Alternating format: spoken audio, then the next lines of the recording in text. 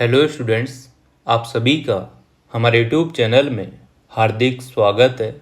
आज के इस वीडियो में बात करने वाले हैं RPSC second grade previous year paper solution की।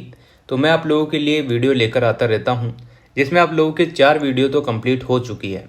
पुराने पेपर से संबंधित जो आप लोगों के 2 पेपर होते हैं सेकंड ग्रेड में, एक तो आपकी सब्जेक्ट वाला और एक आपका जीके का। तो जीके के जो पेपर होते हैं वो मैंने 4 वीडियो अपलोड कर दी है। अगर आप लोगों में से किसी ने नहीं देखी है तो सेकंड ग्रेड की तैयारी कर रहा हो तो ज़रूर देख लीजिएगा, क्योंकि प्रीवियस ईयर जो पेपर सॉल्यूशन होते हैं या पेपर जो होते हैं उनके क्वेश्चन बहुत सारी बार रिपीट होते हैं और आप लोगों को आइडिया भी मिल जाता है कि कैसे क्या पेपर कैसा आता है कैसा नहीं आता है। ठीक है ना, तो ज़रूर आप लोग देख लीजिएगा। और अगर आप चैनल पर नए हैं तो चैनल को सब्सक्राइब, वीडियो को लाइक और बेल आइकन ज़रूर दबा लीजिएगा। आज हम जो पेपर सॉल्यूशन करने वाले हैं पेपर फर्स्ट यानी सेकंड ग्रेड का 29/1/2023 को ये पेपर हुआ था। ठीक है ना, जीके का 2 घंटे का आपको टाइमिंग मिलता है और 200 नंबर का ये पेपर होता है। 40% मार्क्स लाना कंपलसरी आपको होता ही है और नेगेटिव मार्किंग होती है इसमें 1/3। ठीक है, ई ऑप्शन वाला सिस्टम भी आजकल चल गया है। तो अब हम स्टार्ट करते हैं पेपर सॉल्यूशन। दोनों आप लोगों को दिखते रहेंगे, एक तरफ हिंदी और एक तरफ इंग्लिश। ठीक है ना, चलिए पहला क्वेश्चन यहाँ पर देखो। मत्स्य संघ के मंत्रिमंडल में निम्न में से कौन सम्मिलित नहीं था? मत्स्य संघ यानी कि जो आपको पता है या एकीकरण जो हुआ था राजस्थान का, पहला ही चरण था मत्स्य संघ वाला। ठीक है ना, तो इसमें जो है कौन सम्मिलित नहीं था ऐसा पूछा गया है। तो युगल किशोर चतुर्वेदी यहाँ पर सम्मिलित थे, चिरंजी लाल शर्मा भी सम्मिलित थे, भोलानाथ भी यहाँ पर सम्मिलित थे, पर यहाँ पर सम्मिलित कौन नहीं थे? प्रेम नारायण माथुर। तो नहीं वाले ऑप्शन में चौथा ऑप्शन यहाँ पर सही हो जाएगा। इसके बाद दूसरा क्वेश्चन देखो। दूसरा क्वेश्चन है, कूदण की घटना किस किसान आंदोलन से संबंधित है? कूदण की घटना किस किसान आंदोलन से संबंधित है? यहाँ पर यह पूछा गया है कि कूदण की घटना किस किसान आंदोलन से संबंधित है। तो देखो कूदण, ठीक है, एक सेकेंड। तो कूदण की घटना जो है सीकर से संबंधित है। किससे? सीकर से। सीकर का जो किसान आंदोलन हुआ था उससे संबंधित है कौन सी? कूदण की घटना। अगला क्वेश्चन आता है, नागणेची माता का मंदिर कहाँ स्थित है? नागणेची माता का मंदिर कहाँ स्थित है? तो ये क्वेश्चन आरपीएससी ने डिलीट कर दिया था। ठीक है ना, चलिए अगले क्वेश्चन पर आइएगा। चिल्ल का टोला किस दुर्ग का पूर्ववर्ती नाम है? ये क्वेश्चन जो आप लोगों को बताए जा रहे हैं ये आरपीएससी की जो ओरिजिनल आंसर की है उसी के हिसाब से इनके आंसर आपको बताए जा रहे हैं। ठीक है ना, आप लोग अगर अपना माइंड लगाते हैं, जैसे अभी तीसरा क्वेश्चन यहाँ पर आरपीएससी ने गलत कर दिया, डिलीट कर दिया, तो डिलीट ही है वो। आप लोग नागणेची माता का जो मंदिर है वो आप लोग खुद सर्च कर सकते हैं। चलिए अगला क्वेश्चन देखो। चिल्ल का टोला किस दुर्ग का पूर्ववर्ती नाम है? तो किसका पूर्ववर्ती नाम है? तो यहाँ पर जो है जयगढ़ दुर्ग का यहाँ पर पूर्ववर्ती नाम है चिल्ल का टोला। ठीक है, पहला ऑप्शन इसका सही आंसर हो जाएगा। अगले क्वेश्चन पर आइएगा और देखिएगा, निम्नलिखित में से वह कौन सा चित्रकार है जिसका बीकानेर चित्रशैली से संबंध नहीं है? बीकानेर चित्रशैली से संबंध नहीं है, ऐसा कौन सा चित्रकार यहाँ पर पूछा है। तो यहाँ पर संबंध किसका नहीं है वो बताना है। तो यहाँ पर साहिब राम का संबंध यहाँ पर नहीं है, तो फोर्थ ऑप्शन इसका सही आंसर हो जाएगा। अगला क्वेश्चन देखो, निम्नलिखित आभूषणों की सूची में से निम्नलिखित आभूषणों की सूची में से कान में पहने जाने वाले आभूषण को चिन्हित कीजिए। तो 4 ऑप्शन है आपके सामने, कौन सा ऐसा है जो कान में पहना जाता है? तो सुरलिया का नाम सुना होगा आपने, वो कान में पहना जाता है। तो पहला ऑप्शन यहाँ पर सही आंसर हो जाएगा। अगला क्वेश्चन है, बहुत ही इंपॉर्टेंट क्वेश्चन है और बहुत सारी बार रिपीट हुआ है, किसी न किसी एग्जाम में ये रिपीट होता ही रहता है। संक्रिया नृत्य संबंधित है। तो संक्रिया जो नृत्य है, इंडाणी जो नृत्य है, ये सारे नृत्य एक ही जाति से है, वो है जनजाति से, वो है कालबेलिया। ठीक है ना, कालबेलिया जो लोग हैं या कालबेलिया जो समुदाय है वो संक्रिया नृत्य करते हैं। यहाँ पर करेक्ट आंसर हो जाएगा तीसरा ऑप्शन। ठीक है ना, अगला क्वेश्चन देखो। नेमिनाथ 12 मासा के रचयिता है। नेमिनाथ 12 मासा के रचयिता कौन है? पल्हण। कौन? पल्हण यहाँ पर करेक्ट आंसर हो जाएगा। इसके बाद देखिएगा, चारण चर्जाएं से क्या अभिप्राय है? चारण चर्जाएं से क्या अभिप्राय है? इसका अभिप्राय है करणी माता की स्तुतियाँ। ठीक है ना, करणी माता की स्तुतियाँ इसका करेक्ट आंसर होगा। अगला क्वेश्चन, राजस्थान का राज्यपाल किसे पद की शपथ नहीं दिलाता है? तो किसे पद की शपथ नहीं दिलाता है? तो राजस्थान विधानसभा के जो अध्यक्ष होते हैं उनको जो है राज्यपाल शपथ नहीं दिलाता है। तो दूसरा ऑप्शन यहाँ पर सही आंसर हो जाएगा। अगला क्वेश्चन आता है, अनुच्छेद 213 के तहत राज्यपाल को निम्न में से कौन सी शक्ति प्राप्त है? तो अनुच्छेद 213 की बात की गई है, किसकी? 213 की यहाँ पर बात की गई है। तो पहला ऑप्शन हो जाएगा अध्यादेश जारी करने की शक्ति, ठीक है ना। अध्यादेश जारी करने की शक्ति 213 अनुच्छेद के तहत राज्यपाल जो है यह शक्ति प्राप्त है अध्यादेश जारी करने की। पहला ऑप्शन इसका सही आंसर है। अगला क्वेश्चन देखो, वर्तमान मुख्य सचिव उषा शर्मा से पूर्व कितनी महिलाएं राजस्थान की मुख्य सचिव रही है? तो वर्तमान का मतलब इस पेपर के टाइम की बात की जा रही है। तो करेक्ट आंसर कितना रहेगा? एक आंसर यहाँ पर रहेगा, यानी कि जो उषा शर्मा यहाँ मुख्य सचिव थी उससे पहले जो है एक ही महिला मुख्य सचिव रही है, ठीक है ना। एक ऑप्शन आ जाएगा, पहला ऑप्शन ही यहाँ पर सही होगा। अगला क्वेश्चन आपको दिख रहा होगा, देखिएगा, राजस्थान लोक सेवा आयोग अपना वार्षिक प्रतिवेदन प्रस्तुत करता है। तो किसको प्रस्तुत करता है? तो राजस्थान लोक सेवा आयोग यानी कि आरपीएससी अपना वार्षिक प्रतिवेदन किसको? राजस्थान के जो राज्यपाल है उनको प्रस्तुत करती है। अगला क्वेश्चन देखो, राजस्थान लोक सेवा आयोग के संबंध में निम्नलिखित में से कौन सा कथन सही है? यहाँ पर कौन सा कथन सही है पूछा गया है। तो यहाँ पर देखिएगा, राजस्थान लोक सेवा आयोग का सदस्य 6 वर्ष की अवधि तक या 62 वर्ष की आयु प्राप्त कर लेने तक इनमें से जो भी पहले हो अपना पद धारण करेगा। यहाँ पर करेक्ट आंसर कौन सा हो जाएगा? ये तीसरा ऑप्शन यहाँ पर करेक्ट आंसर हो जाएगा, ठीक है ना। ये वाला ऑप्शन बिल्कुल सही हो जाएगा। सही आंसर ही आपसे पूछा है तो तीसरा ऑप्शन सही है। अगला क्वेश्चन देखो, 15 नंबर क्वेश्चन, ये आरपीएससी ने डिलीट कर दिया था तो अपन मेहनत भी क्यों करें इसको देखने की, ठीक है ना। ये डिलीट ही हो चुका है तो छोड़ो। अगला क्वेश्चन 16 नंबर देखो, निम्नांकित में से भारत के संविधान का कौन सा प्रावधान पंचायती राज्य से संबंधित नहीं है? क्वेश्चन पूरा पढ़ना क्योंकि नहीं है वाले क्वेश्चन ज्यादा आते हैं, ठीक है ना। तो 16 ऑप्शन का जो आंसर 16 क्वेश्चन का जो आंसर होगा अनुच्छेद 41 यहाँ पर करेक्ट आंसर हो जाएगा। जो पंचायती राज्य से संबंधित नहीं है, कौन सा? अनुच्छेद 41, ठीक है ना। अगला क्वेश्चन, राजस्थान विधानसभा की कार्य मंत्रणा समिति का अध्यक्ष कौन होगा? तो कौन होगा? जो अध्यक्ष है राजस्थान विधानसभा का वही यहाँ पर जो है कार्य मंत्रणा समिति का भी अध्यक्ष होता है। तो पहला ऑप्शन यहाँ पर करेक्ट हो जाएगा। इसके बाद 18 नंबर क्वेश्चन देखो, क्वेश्चन नंबर 18, 15वीं राजस्थान विधानसभा का प्रोटेम स्पीकर कौन था? तो 15वीं विधानसभा का जो है यहाँ पर अभी 16वीं विधानसभा चल रही है। तो यहाँ पर देखो गुलाबचंद कटारिया उस टाइम जो है विधानसभा के प्रोटेम स्पीकर थे, ठीक है ना। यहाँ पर जो है 15वीं राजस्थान विधानसभा का प्रोटेम स्पीकर कौन था? गुलाबचंद कटारिया, ठीक है ना। अभी कौन सी विधानसभा चल रही है वो आप लोग खुद कमेंट कर सकते हैं। बाय मिस्टेक मेरे से गलत या सही जो भी निकला हो आप लोग खुद कमेंट करके बता सकते हैं। अगला क्वेश्चन देखो 19वां, राजस्थान विधानसभा में अंतिम बार किस वर्ष अविश्वास प्रस्ताव प्रस्तुत किया गया? तो किस वर्ष किया गया था? 1985 में किया गया था अंतिम बार, 1985 में। राजस्थान विधानसभा में अंतिम बार किस वर्ष अविश्वास प्रस्ताव प्रस्तुत किया गया था? तो 1985 यहाँ पर करेक्ट आंसर हो जाएगा। अगला क्वेश्चन, राजस्थान के डेल्फी खेलों के संबंध में निम्नांकित कथनों पर विचार कीजिए। निम्नांकित कथनों पर विचार करना है आप लोगों को। तो यहाँ पर जो करेक्ट आंसर होगा वो ढूंढना है। देखो 18 से 35 वर्ष की आयु राजस्थान निवासी इसमें भाग ले सकते हैं डेल्फी खेलों में, बिल्कुल ले सकते हैं 18 से 35 वर्ष के, ठीक है ना। दूसरा है 9 से 12 फरवरी 2023 को उदयपुर में आयोजित किया गया, नहीं किया गया उदयपुर में। तो पहला ऑप्शन यहाँ पर सही हो जाएगा। ये पहला ऑप्शन ही यहाँ पर सही है, पहला ऑप्शन यहाँ पर सही होगा।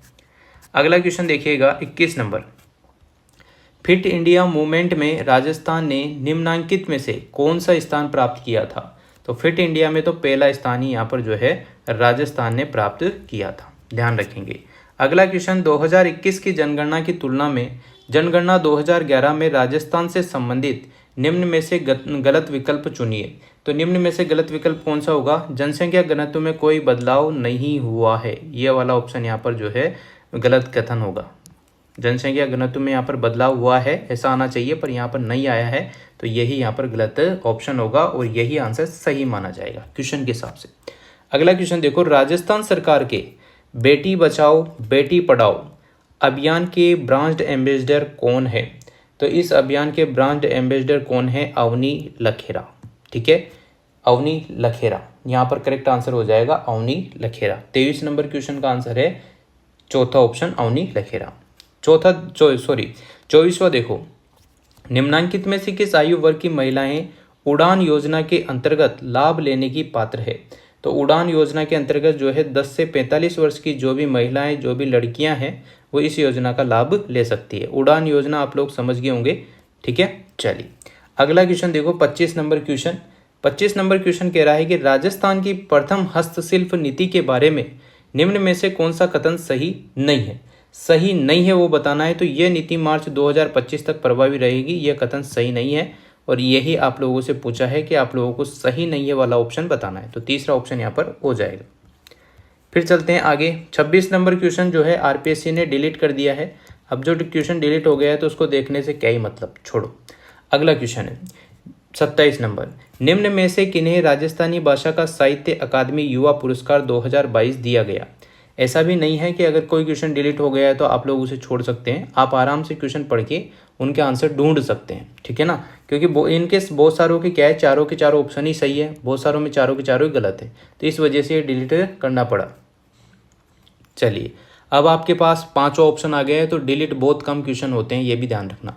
27 नंबर क्वेश्चन देखो, निम्न में से किन्हें राजस्थानी भाषा का साहित्य अकादमी युवा पुरस्कार 2022 दिया गया? तो किसे दिया गया था? वो आशीष पुरोहित को दिया गया था। तीसरा ऑप्शन इसका सही आंसर है। अगला क्वेश्चन देखो 28 नंबर, हाल ही में निम्न में से कौन सा बोर्ड गठित करने का प्रस्ताव राजस्थान सरकार द्वारा नहीं किया गया है? तो कौन सा बोर्ड यहाँ पर जो है राजस्थान सरकार द्वारा प्रस्तावित करने का जो है नहीं किया गया है? तो वो है राजस्थान राज्य सहकारी बोर्ड, चौथा ऑप्शन हो जाएगा। ठीक है, चलिए आगे चलते हैं। 29 नंबर क्वेश्चन देखो, राजस्थान विधानसभा में डिजिटल म्यूजियम का नाम है? राजस्थान विधानसभा में डिजिटल म्यूजियम का क्या नाम है? Political narrative museum. ठीक है, पॉलिटिकल नैरेटिव म्यूजियम यहाँ पर करेक्ट आंसर होगा, दूसरा ऑप्शन। ठीक, अगला क्वेश्चन देखो, विश्व की लगभग कितनी प्रतिशत जनसंख्या उत्तरी गोलार्ध में निवास करती है? ये पूछा गया है। तो 90% यहाँ पर जनसंख्या उत्तरी गोलार्ध में निवास करती है। अच्छा क्वेश्चन है, रिपीट होने के चांस बनते हैं। अगला क्वेश्चन देखो, निम्नलिखित में से सुमेलिखित कीजिए। यहाँ पर एक तरफ आपको द्वीप दे रखा है और एक तरफ आपको महासागर दे रखे हैं। आपको यहाँ पर क्या करना है, इनका सही उत्तर चूज करना है। तो पहला यहाँ पर छोटा कर देता हूँ मैं थोड़ा जूमिंग को, ये देखिएगा भाई, देखो पहला ऑप्शन आता है गेलापेगोस द्वीप। गेलापेगोस द्वीप जो है आपके प्रशांत महासागर में है। ठीक है ना, ये प्रशांत महासागर इसका करेक्ट हो जाएगा। तो पहले का आंसर तो कितना हो गया, 2।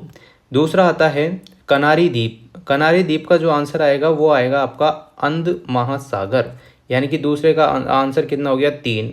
फिर आता है डियागो गार्सियो द्वीप। डियागो गार्सियो द्वीप जो है आपके हिंद महासागर में पड़ता है, तो हिंद महासागर हो जाएगा, तो इसका आंसर हो जाएगा 1। फिर आता है न्यू साइबेरियन द्वीप जो कि आर्कटिक महासागर, लास्ट बचा हुआ है, तो इसका ऑप्शन भी 4 हो जाएगा। तो ऐसा ऑप्शन ढूंढ लो जिसमें 2, 3, 1, 4 है। तो यहाँ पर ये जो चौथा ऑप्शन है उसमें करेक्ट आंसर आपको देखने को मिल जाएगा। ठीक है, चलिए वापस चलते हैं आगे। 32 नंबर क्वेश्चन देखो, निम्नलिखित में से कौन सी एक भूमंडलीय पवन हवा नहीं है?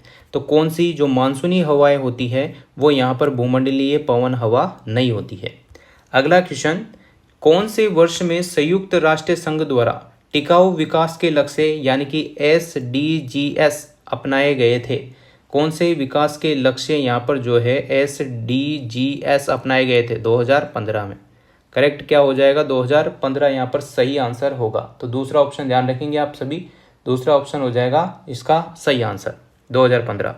अगला क्वेश्चन है 34 नंबर क्वेश्चन, जनसंख्या प्रवसन नियंत्रण हेतु किस देश ने त्वचा के रंग के आधार पर नीति अपनाई थी? तो किस देश ने अपनाई थी ये बात आपको बतानी है, तो इसका आंसर होगा ऑस्ट्रेलिया, चौथा ऑप्शन। ठीक है, चलिए आगे चलते हैं। पूर्वांचल हिमाचल की निम्नलिखित पहाड़ियों को सही उत्तर दक्षिण क्रम में व्यवस्थित कीजिए। इस टाइप के क्वेश्चन ज़्यादा देखने को मिल जाते हैं कभी कभी, तो ध्यान से देखना इसको। पहला यहाँ पर आएगा उत्तर से दक्षिण बताना है, तो पहला आता है पटकोई। कौन सा, पटकोई। यहाँ पर करेक्ट क्या होगा, पहले पटकोई हो जाएगा। फिर उसके बाद आता है नागा यानी कि सी। फिर नागा के बाद कौन सा आता है, बेरिल। कौन सा, बेरिल यानी कि ए, और लास्ट में आ जाएगा डी। BCAD यानी कि दूसरा ऑप्शन करेक्ट आंसर हो जाएगा। दूसरा ऑप्शन इसका सही जवाब होगा। क्या होगा इसका सही आंसर? दूसरा ऑप्शन। ठीक है भाई, दूसरा ऑप्शन ध्यान रखना। अगला क्वेश्चन देखो, 36 नंबर क्वेश्चन। उत्तर पूर्व मानसून के माध्यम से भारत में अक्टूबर से दक्षिण महीनों के मध्य लगभग 75 सेंटीमीटर की उच्चतम मौसमी बारिश होती है। उच्चतम मौसमी बारिश होती है। देखो इसका आंसर होगा कोरोमंडल तट के सहारे। तीसरा ऑप्शन कोरोमंडल तट के सहारे। इसके बाद है पेनगंगा वेनगंगा सहायक नदियां होती है किसकी? यहाँ पर पेनगंगा और वेनगंगा जो है गोदावरी नदी की सहायक नदियां हैं। किसकी? गोदावरी नदी की सहायक नदियां। अगला क्वेश्चन है, सुंदरी एक महत्वपूर्ण प्रजाति है। सुंदरी एक महत्वपूर्ण प्रजाति है मैंग्रोव वनों की। कौन से वनों की? मैंग्रोव वनों की। याद रखना, अच्छा क्वेश्चन है। सुंदरी एक महत्वपूर्ण प्रजाति है तो किसकी? मैंग्रोव वनों की। सुंदर उपवन अगर आपसे पूछ ले तो पश्चिमी बंगाल, वो क्वेश्चन भी बहुत सारी बार आता है। अगला क्वेश्चन 39, निम्नलिखित में से कौन सा पश्चिमी भारत का अपतटीय तेल क्षेत्र नहीं है? कौन सा पूछा है? अपतटीय तेल क्षेत्र नहीं है, ऐसा पूछा है आपसे। तो इसका आंसर होगा अंकलेश्वर। फोर्थ ऑप्शन इसका सही आंसर है। अगला क्वेश्चन देखो, भारत में खाद्य तेलों के उत्पादन के संदर्भ में निम्न में से कौन सा कथन सही है? सही पूछा है इस बार। तो पहला और दूसरा यहाँ पर देखो, पहला कथन पढ़ो, भारत विश्व में वनस्पति तेलों का नंबर 1 आयातक और दूसरा सर्वाधिक उपभोग करने वाला है। बिल्कुल ये बात सही है लगभग। दूसरी बात देखो कि अगस्त 2021 में भारत में खाद्य तेलों की उपलब्धता को बढ़ाने के लिए खाद्य तेलों पर राष्ट्रीय मिशन ऑयल पाम का शुभारंभ किया गया। तो ये भी सही है। तो दोनों ही ऑप्शन यहाँ पर सही है, यानी कि तीसरा ऑप्शन इसका करेक्ट आंसर हो जाएगा। पहला और दूसरा कथन सही है। 41 नंबर क्वेश्चन देखिएगा भाई, आर्थिक सर्वेक्षण 2021 और 22। अब ये पुराना पेपर है तो उस हिसाब से 21-22 का पूछा है। अब आप लोगों के 2024-25 या 25-26 का आप लोगों से पूछा जा सकता है। 24-25 का पूछा जा सकता है। देखो, आर्थिक सर्वेक्षण 2021-22 के अनुसार निम्नलिखित में से कौन सा कथन भारतीय दवा उद्योग के बारे में सही है? ये पूछा है सही वाला ऑप्शन। तो यहाँ पर आप लोग देख पा रहे होंगे, पहला ऑप्शन पढ़ो, भारतीय फार्मास्यूटिकल उत्पाद मात्रा के अनुसार विश्व में तीसरे स्थान पर है। तो ये बात लगभग सही है। दूसरी यहाँ पर पढ़ो, भारत वैश्विक आपूर्ति में 30% हिस्सेदारी के साथ जेनेरिक दवाइयों का दूसरा सबसे बड़ा उपयोग करता है। ये बात गलत है। तो पहला ऑप्शन यहाँ पर सही हो जाएगा, यानी कि केवल ए ऑप्शन यहाँ पर सही है। केवल ए ऑप्शन यहाँ पर क्या है? सही है। इसके बाद देखो, निम्नलिखित में से कौन सा कथन सही है? 42 वाला जो ऑप्शन है उसमें देखो निम्नलिखित में से कौन सा कथन यहाँ पर सही है ये कहा गया है। तो पहला ऑप्शन पढ़ो, चंडीगढ़ में GSVA में सेवाओं की उच्चतम हिस्सेदारी को अंकित किया, जबकि सिक्किम भारत के सभी केंद्र शासित प्रदेशों में वर्ष 2020-21 के दौरान सबसे कम रहा। ये बात सही है। इसके बाद भारत के सभी राज्यों में वर्ष 2020-21 के दौरान GSVA सेवाओं में महाराष्ट्र और कर्नाटक शीर्ष 2 योगदान करता है। तो ये बात भी सही है। तो पहला और दूसरा दोनों यहाँ पर सही है। तो करेक्ट आंसर हो जाएगा इसका तीसरा ऑप्शन।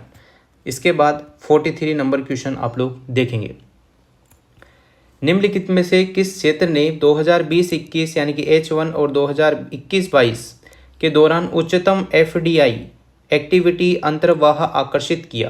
तो इसका करेक्ट आंसर क्या होगा? कंप्यूटर सॉफ्टवेयर और हार्डवेयर। कंप्यूटर सॉफ्टवेयर और हार्डवेयर यानी कि second option will be the correct answer. इसके बाद चलते हैं हम आगे, 44 नंबर क्वेश्चन देखिएगा। इस वीडियो को शेयर वेयर भी किया करो, है ना, लाइक भी किया करो। अगला क्वेश्चन, निम्न में से कौन सा देश भारत का 2021-22 का सबसे बड़ा व्यापार का साझेदार रहा है? तो कौन सा देश? संयुक्त राज्य अमेरिका।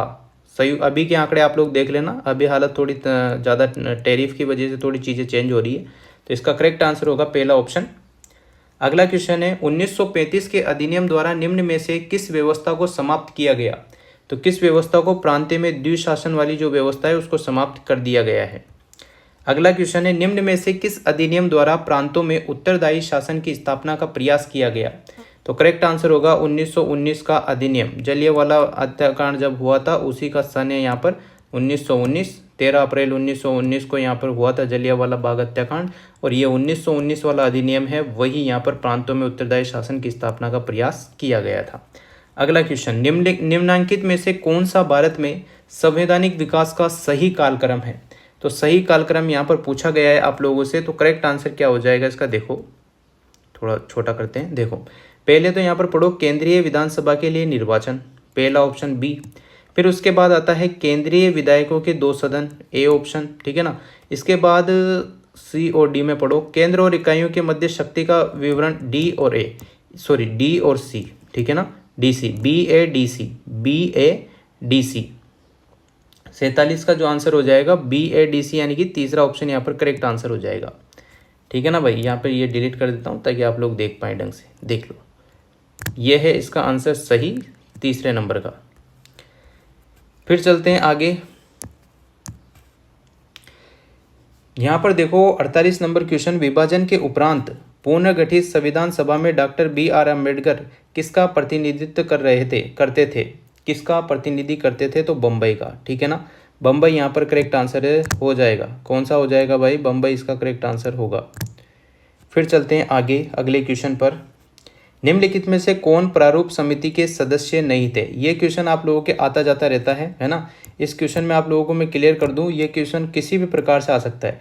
प्रारूप समिति के प्रथम अध्यक्ष कौन थे, कार्यवाहक कौन थे, ये कौन थे, इस ये क्वेश्चन बहुत ही इंपॉर्टेंट है, बहुत ज़्यादा। कैसे भी इसका आंसर कैसे भी क्वेश्चन बन सकता है। 49 का यहाँ पर करेक्ट आंसर हो जाएगा प्रारूप समिति के सदस्य नहीं थे पूछा है, तो इसका आंसर हो जाएगा HC मुखर्जी, ठीक है ना। HC मुखर्जी इसका सही आंसर हो जाएगा, वो उस समिति के सदस्य नहीं थे। क्वेश्चन नंबर 50, भारत के संविधान का अनुच्छेद 15 फर्स्ट यानी कि 15 एक राज्य को अपने नागरिकों के साथ कुछ निश्चित आधारों पर विभेद प्रतिषेध करता है। इस आधारों में निम्नलिखित में से कौन सा सम्मिलित नहीं है पूछा है। ध्यान रखना, नहीं है पूछा है, तो यहाँ पर भाषाओं का मैटर यहाँ पर चला था, यह अब आपको याद होना चाहिए। अनुच्छेद 15 फर्स्ट के अनुसार ये बातें हुई थी। इसके बाद हम चलते हैं 51 नंबर क्वेश्चन पर, ठीक है। तो 51 नंबर क्वेश्चन देखो, सूची फर्स्ट सूची सेकंड को आपको मिलान करना है और सही उत्तर इसमें से छांटना है।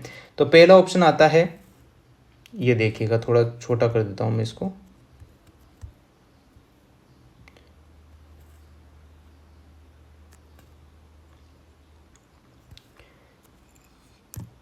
पहला ऑप्शन है प्राकृतिक पर्यावरण की रक्षा और प्रवर्धन। प्राकृतिक पर्यावरण की रक्षा और प्रवर्धन आप लोगों से पूछा गया है, ठीक है ना। तो यहाँ पर करेक्ट आंसर हो जाएगा इसका अनुच्छेद, एक सेकेंड, अनुच्छेद ये वाला 51A7, अनुच्छेद ए फर्स्ट हो जाएगा, सॉरी सेकंड हो जाएगा, फर्स्ट का सेकंड आंसर यानी कि ए वाले का सेकंड हो जाएगा, ठीक है। इसके बाद आता है सार्वजनिक संपत्ति की सुरक्षा। सार्वजनिक संपत्ति की सुरक्षा की बात की जा रही है, तो वो आ जाएगा अनुच्छेद 51A ये वाला, ठीक है। फोर्थ वाला जो ऑप्शन आपको दिखा है इसका बी वाले का हो जाएगा फोर्थ ऑप्शन। इसके बाद आता है वैज्ञानिक दृष्टिकोण का विकास। तो वैज्ञानिक दृष्टिकोण का विकास कहाँ पर जाएगा? ये अनुच्छेद 51A इस वाले में, ठीक है ना, पहले वाले में। तो सी का हो जाएगा पहले नंबर का। बचा कौन सा है? तीसरे नंबर का। तो देश की रक्षा वाला जो हो जाएगा आपका ये वाला, ठीक है। इस टाइप से इसका आंसर आ जाएगा 2413 यानी कि सेकंड ऑप्शन इसका सही आंसर है। आप लोग देख लीजिएगा, छोटा कर दिया मैंने इसको, ठीक है। अब चलते हैं अगले क्वेश्चन पर। निम्नलिखित में से जो विकल्प अनुच्छेद 39 के अनुसार आर्थिक न्याय से नहीं जुड़ा हुआ है वह यहाँ पर पूछा गया है, तो कौन सा है? निजी संपत्ति का विरोध। ये यहाँ पर जो है नहीं जुड़ा गया है, बाकी सारे जुड़े हुए हैं। अगला क्वेश्चन है 53 नंबर, क्वेश्चन नंबर 53, किस अनुच्छेद के तहत राज्यपाल द्वारा आरक्षित रखे गए विधेयकों पर राष्ट्रपति निर्णय लेता है? यह क्वेश्चन 2 बार रिपीट तो हो चुका है और तीसरी बार भी हो जाए कोई गारंटी नहीं है। देखो इसका आंसर होगा अनुच्छेद 201, ठीक है। 2 या 3 बार ये रिपीट हो चुका है क्वेश्चन, वेरी इंपॉर्टेंट क्वेश्चन है अनुच्छेद 201। चलिए अगला क्वेश्चन, निम्नांकित प्रधानमंत्रियों में से किसने किसी मंत्री को उप प्रधानमंत्री का पद नहीं दिया? तो यहाँ पर आप लोगों को सिलेक्ट करना है राजीव गांधी। पहला ऑप्शन इसका सही आंसर होगा। जिसने क्या करा, देखो इन्होंने क्या किया था, निम्नांकित प्रधानमंत्री ऐसे प्रधानमंत्री थे जिन्होंने किसी मंत्री को उप प्रधानमंत्री का पद नहीं दिया। इन्होंने डायरेक्ट ये प्रधानमंत्री के पद पर ही रहे हैं, उप प्रधानमंत्री इस टाइम कोई नहीं था। तो ये राजीव गांधी करेक्ट आंसर इसका होगा। अगला क्वेश्चन है अगला क्वेश्चन देखिएगा, राजनीतिक दलों की स्थापना के बारे में निम्नलिखित में से कौन सा युग्म गलत है? कौन सा युग्म गलत है? तो वह है बहुजन समाज पार्टी 1985। ये यहाँ पर गलत हो जाएगा, गलत पूछा है तो गलत ही है। अगला क्वेश्चन देखो, क्वेश्चन नंबर यहाँ पर है 56। सूची फर्स्ट सूची सेकंड को यहाँ पर मिलान करना है, फिर से वापस से वही छोटा करना पड़ेगा। हाँ, ये देखो, पहला ऑप्शन है ऑल इंडिया फॉरवर्ड, तो इसका आंसर हो जाएगा ऑल इंडिया फॉरवर्ड ब्लॉक है ये बिहार, ठीक है ना। इसका आंसर क्या होगा? बिहार होगा। सॉरी 56 का बिहार नहीं होगा, इसका एक सेकेंड, इसका होगा ऑल इंडिया फॉरवर्ड, ये होगा पश्चिमी बंगाल, ठीक है। पश्चिमी बंगाल इसका सही आंसर हो जाएगा। मिलान करके देखेंगे आप लोग, तो मिलान में आप लोगों को पता चल जाएगा कि इसका सेकंड है। फिर आता है बीजू जनता दल उड़ीसा, इसका करेक्ट हो जाएगा, इसका ये फर्स्ट हो जाएगा और इसका जो है सेकंड हो जाएगा। फिर इसके बाद थर्ड और फोर्थ आप लोगों को देखने को मिल रहा है, तो ये देखो इंडियन नेशनल लोक दल जो है हरियाणा में, ठीक है ना, तो इसका चौथा ऑप्शन हो जाएगा। और बचा कौन सा है? तीसरा ऑप्शन। तो तीसरा ऑप्शन यहाँ पर जो है लोक जनशक्ति पार्टी जो है बिहार में, ठीक है ना। ये हो गया करेक्ट आंसर इसका। तो इसका करेक्ट आंसर आप लोग देख लेंगे, तीसरा ऑप्शन। हाँ, ये तीसरा ऑप्शन देखो, 2 1 4 3 मिलान कर लीजिएगा, तीसरा ऑप्शन सही आंसर है इसका। अगले क्वेश्चन पर आइएगा, 57 नंबर। एशियाई एकजुटता की अभिवृद्धि के लिए स्वतंत्रता के बाद प्रथम एशियाई संबंध सम्मेलन जवाहरलाल नेहरू ने कब आयोजित किया था? तो कब आयोजित किया था ये देखिएगा, तीसरा ऑप्शन 1949 में। इसका करेक्ट आंसर हो जाएगा 1949 में, ठीक है, सी ऑप्शन। इसके बाद है 58 नंबर क्वेश्चन, भारत का अभी तक सुरक्षा परिषद में अस्थायी सदस्य के रूप में कितनी बार चुना गया है? तो भारत को अभी तक जो है सुरक्षा परिषद में अस्थायी सदस्य के रूप में कितनी बार चुना गया है, ये पूछा है, तो 8 बार, ठीक है ना, 8 बार। इसके बाद है वर्ल्ड सोशल फोरम की पहली बैठक कहाँ आयोजित हुई थी? ये हुई थी ब्राज़ील में, ठीक है, ब्राज़ील में यहाँ पर जो है बैठक हुई थी। अगला क्वेश्चन है, निम्नलिखित में से कौन सा कथन शिक्षा मनोविज्ञान के महत्व के संदर्भ में सही नहीं है? तो मनोविज्ञान का क्वेश्चन आपके सामने है, तो ये देखो, यह विद्यार्थियों की कमजोरियों असफलताओं को नजरबंद करने के लिए प्रेरित करता है। तो करेक्ट आंसर हो जाएगा तीसरा ऑप्शन। फिर चलते हैं हम आगे, वही मनोविज्ञान का क्वेश्चन है, निम्नलिखित में से कौन सी कसौटी शिक्षा मनोविज्ञान को विज्ञान के रूप में मानने से संबंधित नहीं है? तो यहाँ पर हो जाएगा, इसके सिद्धांतों और नियमों में परिवर्तन संभव नहीं है। ये यहाँ पर नहीं है पूछा है, तो नहीं है वाला ऑप्शन आ जाएगा। अगला क्वेश्चन देखो, 62 नंबर, विकास केंद्र से परिधि की ओर अग्रसर होता है, विकासात्मक दिशा का यह सिद्धांत क्या कहलाता है? तो यह कहलाता है निकट से दूर, यानी कि प्रोक्सीमोडिस्टल, ठीक है, सेकंड ऑप्शन इसका सही आंसर। अगला क्वेश्चन है, निम्नलिखित में से कौन से निर्धारक बालकों के शारीरिक विकास को प्रभावित करते हैं? तो शारीरिक विकास को कौन प्रभावित करते हैं? पहला, वंशानुक्रम बिल्कुल प्रभावित करता है, पोषण करता है, विद्यालय में खेल करते हैं और अंत्येष्टि गंत्या करती है। तो सारे ये ऑप्शन यहाँ पर सही है, प्रभावित करते हैं। तो 63 का आंसर हो जाएगा फोर्थ ऑप्शन, ठीक है ना, 63 का आंसर होगा फोर्थ ऑप्शन। अगला क्वेश्चन, निम्नलिखित में से कौन सी जीन प्याजे द्वारा प्रदत्त संज्ञात्मक विकास की निर्धारित अवस्था है? तो जीन प्याजे के अनुसार जो है अनौपचारिक संक्रियात्मक जो अवस्था है वही यहाँ पर करेक्ट आंसर होगा फोर्थ ऑप्शन। अवस्था नहीं है पूछा है, इसलिए यहाँ पर अनौपचारिक वाली आ जाएगी, ठीक है दोस्तों। अब चलते हैं आगे, 65 नंबर देखो, एक अध्यापक विद्यार्थियों को एक प्रकरण पढ़ाना चाहता है। पढ़ाने से पहले वह विद्यार्थियों को मानसिक रूप से तैयार करने का प्रयास करता है। कौन सा नियम उपयोग में ले रहा है? कौन सा उपयोग नियम में ले रहा है? तो वो है तत्परता का नियम, यानी कि रीडनेस का जो नियम होता है, लॉ ऑफ रीडनेस, यानी कि तत्परता का नियम, तीसरा ऑप्शन सही हो जाएगा। फिर आते हैं 66 नंबर क्वेश्चन, देखो, निर्मितिवाद के 5 ई उपागम के किस सोपान में शिक्षार्थी सीखी गई अवधारणा को अन्य संबंधित अवधारणाओं के साथ जोड़ते हैं और अपने ज्ञान और समझ का उपयोग वास्तविक संसार में करते हैं? तो इसका करेक्ट आंसर होगा विस्तार, ठीक है, विस्तार इसका करेक्ट आंसर हो जाएगा।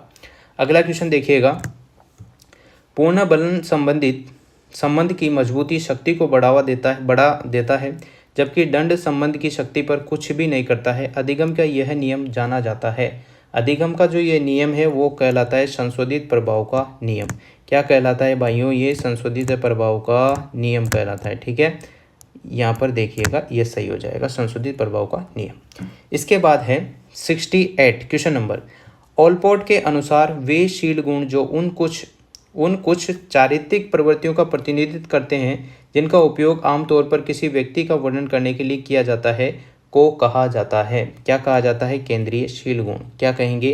केंद्रीय शील गुण यहाँ पर करेक्ट आंसर हो जाएगा। चलिए अगले क्वेश्चन पर आते हैं। निम्नलिखित में से कौन सी व्यक्तित्व आकलन की प्रक्षेपी विधियां नहीं पूछा है? ध्यान रखना, क्वेश्चन ढंग से पढ़ना। नहीं पूछा है तो इसका आंसर होगा पहला यहाँ पर शब्द साचार्य, ये तो है, वाक्य पूर्ति भी है। इसके अलावा यहाँ पर क्या नहीं है? समाज मिति नहीं है, व्यक्ति अध्ययन नहीं है। तो सी और डी यहाँ पर करेक्ट आंसर हो जाएगा। नहीं पूछा है आपसे तो करेक्ट आंसर होगा सेकंड। चलिए, जब कोई व्यक्ति अपने दुखद अनुभवों को जानबूझकर भूलता है और उन्हें अचेतन मन में दबा देता है तो समायोजन की यह रक्षात्मक युक्ति क्या कहलाती है? तो कहलाती है दमन, है ना, दमन कहलाती है। फिर देखो 71 नंबर क्वेश्चन, निम्नलिखित में से कौन सा गिलफोर्ड द्वारा प्रतिपादित बुद्धि के त्रिआयामी सिद्धांत के आयामों और उनके तत्वों का सही मिलान नहीं है? ये पूछा गया है आप लोगों से, सही मिलान नहीं है। तो यहाँ पर पहला जो है संक्रिया मूल्यांकन, ये सही मिलान है। विषय वस्तु और संज्ञान, ये सही मिलान नहीं है। उत्पाद और स्मृति भी नहीं है। तो तीसरा ऑप्शन हो जाएगा सही मिलान नहीं है। तो आप लोगों को यही बताना है कि कौन कौन सा नहीं है, विषय वस्तु और उत्पाद। सॉरी। अगला क्वेश्चन पर आइएगा। रोहन पारंपरिक बुद्धि परीक्षणों में निम्न अंक प्राप्त करता है, निम्न मतलब कम, परंतु वास्तविक जीवन संबंधी समस्याओं को तीव्रता से पकड़ लेता है और संसार की कार्य प्रणाली के बारे में आसानी से ज्ञान प्राप्त कर लेता है। त्रितंत्रीय यानी कि ट्राइआर्किक सिद्धांत के अनुसार इस प्रकार की बुद्धि क्या कहलाती है? आपने भी देखा होगा आपके भाई बंधुओं को, किसी को भी, वो पढ़ने में डफर रहते हैं पर बाजार के सारे काम वो आराम से कर लेते हैं, और आप पढ़ने वाले हो पर बाजार के काम आप नहीं कर पाते हैं। तो ऐसी जो ट्राइआर्किक बुद्धि होती है, ट्राइआर्किक सिद्धांत, त्रितंत्रीय सिद्धांत होता है, उसको क्या कहते हैं ये पूछा गया है। तो यहाँ पर करेक्ट आंसर हो जाएगा 72, क्वेश्चन नंबर 72 का व्यवहारिक ज्ञान यानी कि प्रैक्टिकल नॉलेज उसमें ज़्यादा है। ठीक है ना। चलिए अगला क्वेश्चन है, सृजनात्मकता की निम्नलिखित में से कौन सी अवस्था में व्यक्ति थीम मूल विषय का अचानक प्रत्यक्षीकरण करता है और समस्या के विभिन्न घटकों में संबंध देखता है? तो करेक्ट आंसर क्या होगा? प्रदीपन। क्या होगा इसका आंसर? प्रदीपन यहाँ पर करेक्ट आंसर हो जाएगा। चलिए अगले क्वेश्चन पर आते हैं। किसी चीज़ को अपने से करने, उसे अच्छे से अच्छे ढंग से करने, उसकी विशेषता दिखाने के लिए स्वीकारात्मक इच्छा को क्या कहा जाता है? क्या कहा जाएगा भाई? उसको कहा जाएगा उपलब्धि अभिप्रेरणा। ठीक है ना, उपलब्धि अभिप्रेरणा इसका सही आंसर था। 75 क्वेश्चन नंबर 75, अभिप्रेरणा चक्र के किस घटक के परिणाम स्वरूप दैहिक अथवा मनोवैज्ञानिक संतुलन स्थिति की पुनः प्राप्ति होती है? तो वो है प्रोत्साहन। यहाँ पर करेक्ट आंसर होगा प्रोत्साहन। 76 क्वेश्चन नंबर 76, निम्नलिखित में से कौन सा प्रतिभाशाली बालकों के लिए संवर्धन कार्यक्रम नहीं है? तो कौन सा नहीं है? कॉमन कक्ष उपलब्ध कराना, ये जो है प्रतिभाशाली बालकों के लिए संवर्धन कार्यक्रम नहीं है। चलिए अगले क्वेश्चन पर आइएगा। आप मंद गति अधिगमकर्ताओं की कक्षा को शिक्षण करवा रहे हैं, यानी कि मंद गति यानी कि स्लो जो बच्चे हैं वो। निम्नलिखित शिक्षण तकनीकों में से आप किन तकनीकों को अपनाएंगे? तो किन तकनीकों को आप लोगों को अपनाना है ये बताया गया है, ये पूछा गया है। तो एक तो आप लोग क्या करेंगे? सरल शब्द बोलेंगे, पहली बात, क्योंकि पहले ही वो मंद बुद्धि है, कम पढ़े लिखे हैं, कम समझ में आ रहा है। ठीक है।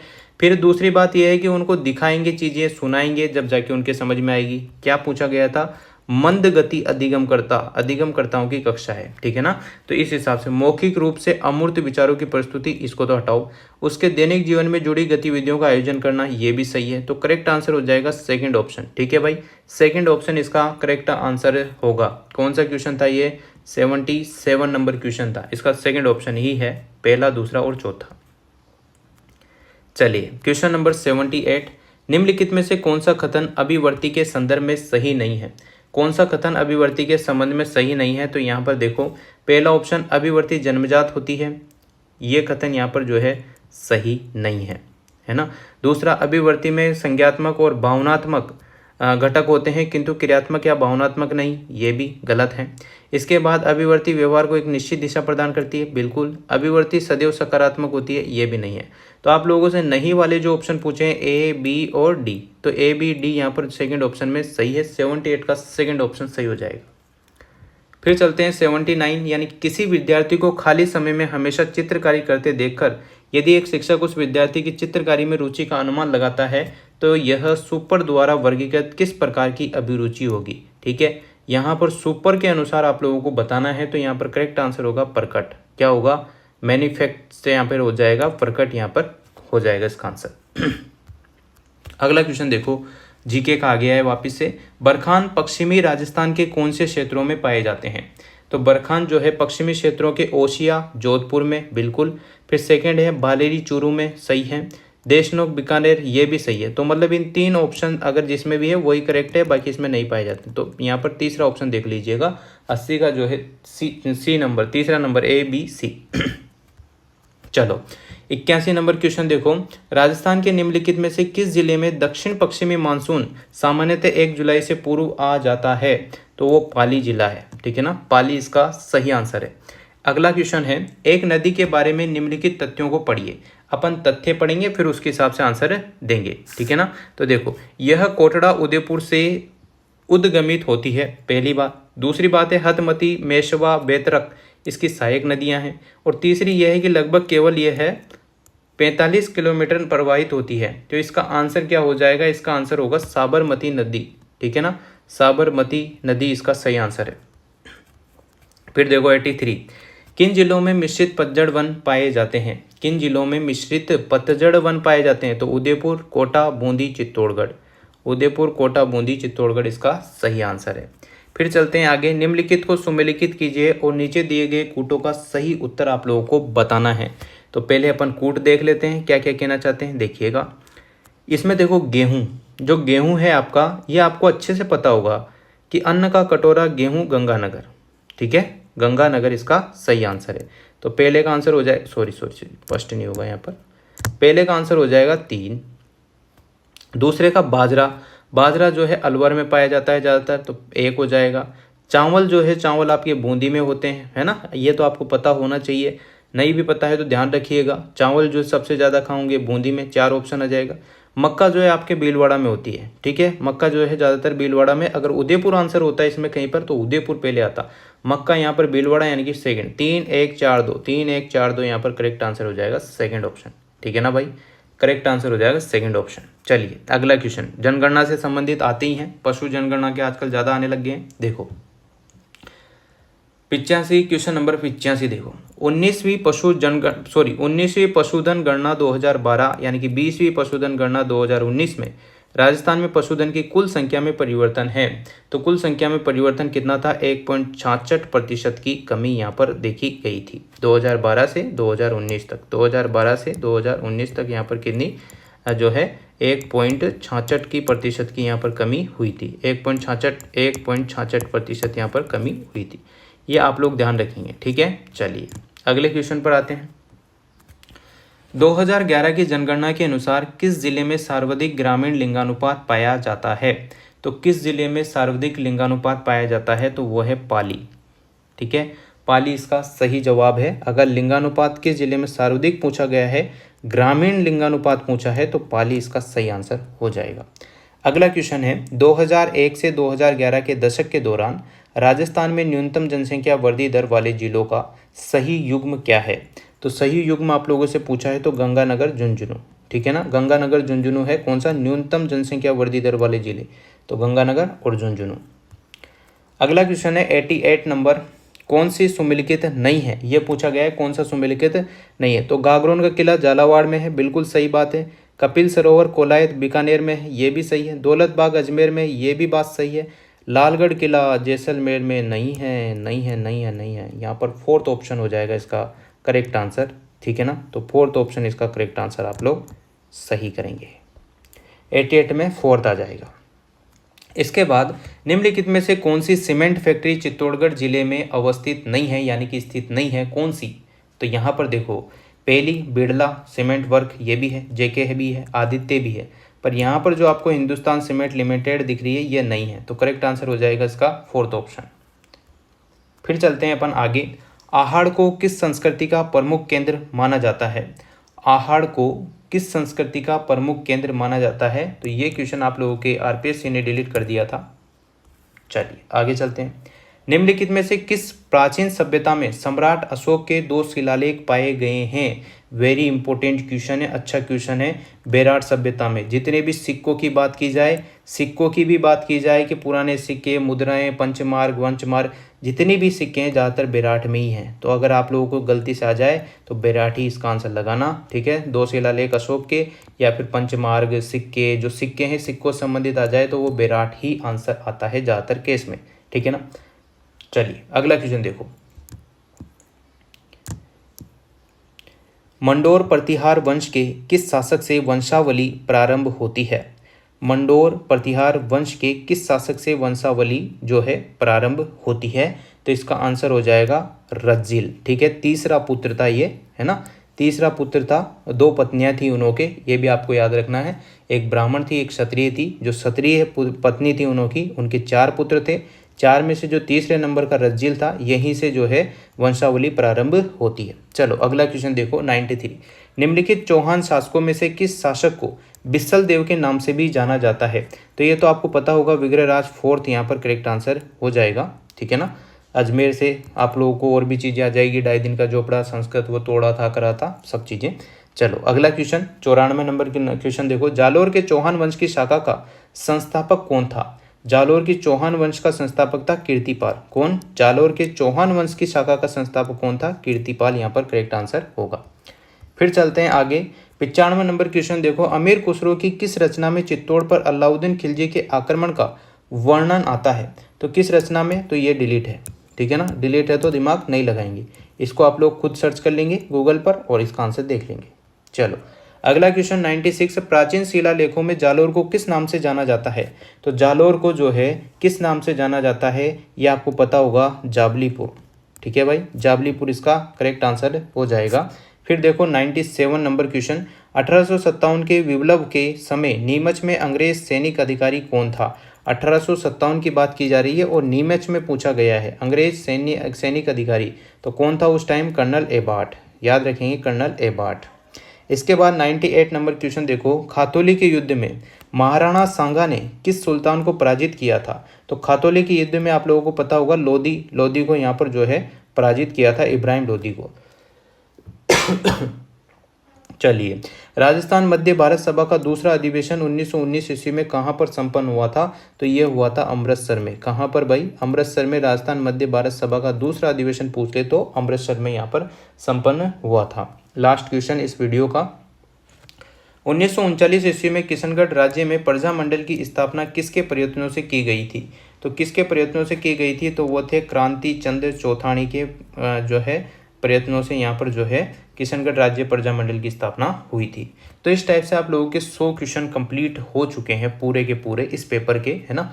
तो आप आराम से इनको पढ़ सकते हैं, वीडियो को बार बार देख सकते हैं, स्पीड पे भी देख सकते हैं और स्लो मोशन में भी आप लोग देख सकते हैं। जैसे समझ में आ जाए वैसे आप लोग देखें, क्योंकि क्वेश्चन तो रिपीट होते ही हैं। सेकंड ग्रेड फर्स्ट ग्रेड में जो जीके का पेपर है उसमें क्वेश्चन रिपीट होंगे ही होंगे।